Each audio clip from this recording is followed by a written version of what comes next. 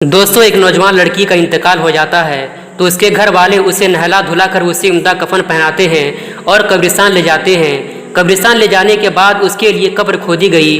जब लोगों ने कब्र खोदी तो क्या देखते हैं कि उस कब्र में एक जहरीला सांप मौजूद है। लोगों ने जब उस सांप को देखा तो डर के मारे उस कब्र को बंद कर दिया और फिर उसके लिए दूसरी कब्र खोदी गई तो लोगों ने देखा कि उस कब्र में भी एक जहरीला सांप मौजूद है। आखिर उस लड़की के लिए बहुत सारी कब्रें खोदी गई, लेकिन हर कब्र में सांपों को मौजूद पाया। आखिरकार लोगों ने आलिम दीन से मशवरा लिया कि आखिर अब इसके साथ क्या किया जाए। तो उन्होंने कहा कि इस लड़की ने ज़रूर दुनिया में कोई बड़ा गुनाह किया होगा जिसकी सज़ा अल्लाह ताला उसे दे रहा है। तुम जहाँ भी उसके लिए कब्र खोदोगे तुम सांपों को मौजूद पाओगे। आखिरकार लोगों ने सांप के साथ ही उस लड़की को दफन कर दिया और किसी तरह सारे लोगों ने मिट्टी दिया और घर आ गए। कुछ लोगों को ये बात सताने लगी कि जहाँ कहीं कब्र खोदी गई वहाँ सांपों को मौजूद पाया। आखिरकार उस लड़की ने क्या अमल किया था, उस लड़की ने दुनिया में क्या गुनाह किया था।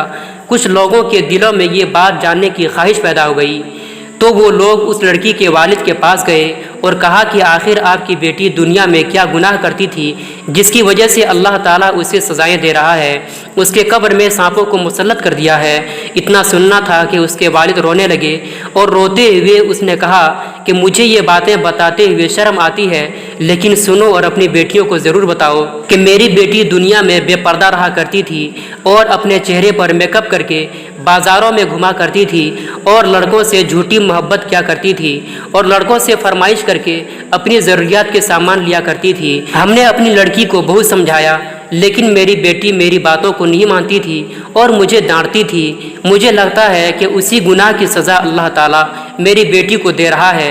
लिहाजा मैं उन लड़कियों को पैगाम देना चाहता हूँ जो मेकअप करके बेपर्दा घुमा करती हैं और अपने चेहरे की नुमाइश करती हैं, तो जितनी जल्द हो सके अपने गुनाहों से तौबा कर लें और पर्दे की हालत में रहने की कोशिश करें, वरना आपका भी यही अंजाम होगा।